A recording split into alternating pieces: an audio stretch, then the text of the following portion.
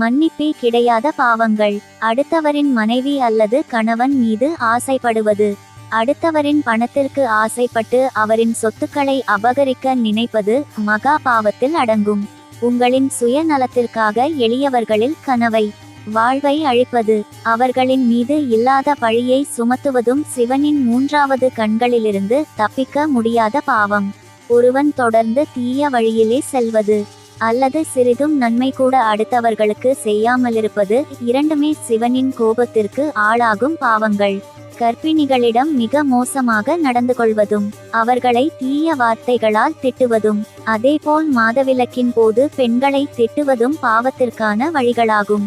இன்னொருவரை பற்றி அப்படமான பொய் கூறி அவரை சீர்குலைய வைப்பதும் சிவனுடைய கோபத்திற்கு ஆளாக நேரிடும்.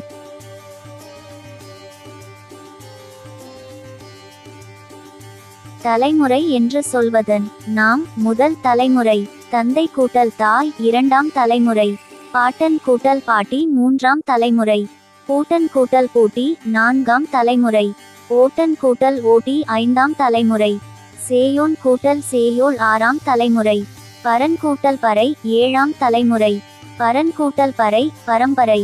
ஒரு தலைமுறை சராசரியாக 60 வருடங்கள் என்று கொண்டால் 7 தலைமுறை -480 வருடங்கள், 7 தலைமுறை 960 வருடங்கள், கிட்டத்தட்ட 1000 வருடங்கள் ஆக. பரம்பரையாக என்று சொல்வதன் பொருள் 7 14 தலைமுறையாக என்று பொருள் வரும். வேறெந்த மொழிகளிலும் இப்படி உறவு முறைகள் இல்லை. இதுவும் தமிழுக்கு ஒரு தனிச் சிறப்பு.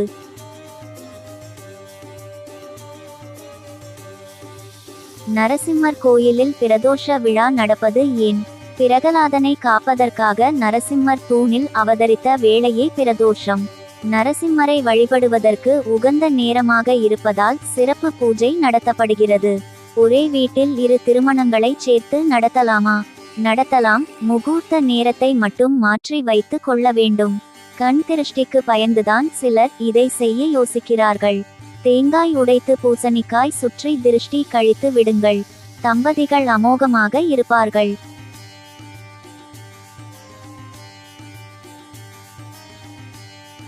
ஊதுபத்தி. வீட்டில் எப்போதும் ஒரே ஒரு ஊதுபத்தியை ஏற்றவே கூடாது. இறைவன் முன் 3 அல்லது 5 ஊதுபத்தியை ஏற்றுவதே சிறந்த பலன்களை தரும். ஆண் தெய்வத்திற்கு ஊதுபத்தி காட்டும் போது கீழிருந்து மேலாக காட்ட வேண்டும். பெண் தெய்வத்திற்கு ஊதுபத்தி காட்டும் போது மேலிருந்து கீழாக காட்ட வேண்டும். நிலைவாசலில் 2 பக்கமும் மல்லிகை சந்தன ஊதுபத்தி காலையும் மாலையும் ஏற்றி வைப்பது நன்மைகளை தரும். பௌர்ணமி, அமாவாசை, அஷ்டமி, நவமி நாட்களில் காலையிலும் மாலையிலும் சாம்பிராணி பொடியுடன் வெண்கடுகை சேர்த்து புகை போட தீய சக்திகள் வெளியேறும்.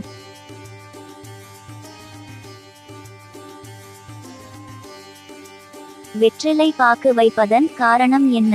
வீட்டில் சுபகாரியம் மற்றும் துக்க காரியம் இவற்றில் எது நடந்தாலும் அங்கு புதுவிதமான சாப்பாடு போடுவார்கள்.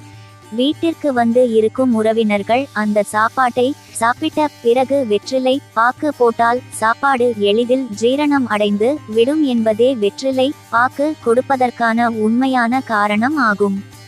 அதுபோல சாமி கும்பிடும் போதும் வெற்றிலை பாக்கு வைப்பார்கள்.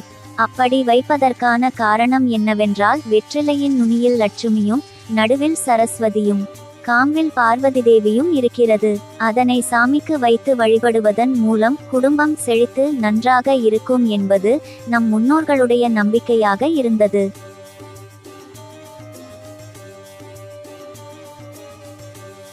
நகை வாங்க நல்ல நாட்கள். மேஷ ராசிக்காரர்கள் ஞாயிறு வெள்ளி நகை வாங்கலாம். ரிஷபம் ராசிக்காரர்கள் புதன் வெள்ளி நகை வாங்கலாம். மிதுனம் ராசிக்காரர்கள் திங்கள் வியாழன் நகை வாங்கலாம். கடகம் ராசிக்காரர்கள் ஞாயிறு திங்கள் புதன் நகை வாங்கலாம்.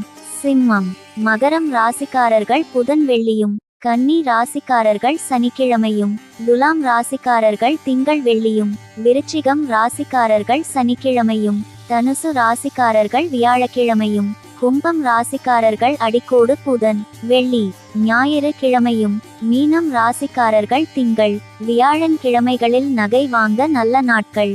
இந்த கிழமைகளில் சித்தயோகம் சுப முகூர்த்தம் ஆகிய வேளையில் தங்க நகைகள் வாங்க அதிகம் சேரும். வைகாசி விசாகம் முருக பெருமான் அவதரித்த திருநாள் என்பதால் அந்த நாளில் விரதம் இருந்து வழிபடுபவர்களுக்கு வேண்டிய வரங்கள் கிடைக்கும் என்பது நம்பிக்கை. இந்த நாளில் முருக பெருமானுக்குரிய கந்தஷ்டி கவசம், திருப்புகள், கந்தர் அலங்காரம், கந்தர் அனுபூதி உள்ளிட்ட பாடல்களை பாடுவதால் முருக பெருமானின் அருள் முழுவதுமாக கிடைக்கும். இந்த நாளில் தான் முருக பெருமான் அவதாரம் எடுத்ததாக புராணங்கள் சொல்கின்றன. மொத்தம் 27 நட்சத்திரங்கள் இருந்தாலும் அவற்றுள் கிருத்திகை மற்றும் விசாகம் நட்சத்திரங்கள் முருக பெருமானுக்குரிய முக்கியமான விரத வழிபாட்டு நாட்களாக சொல்லப்படுகிறது.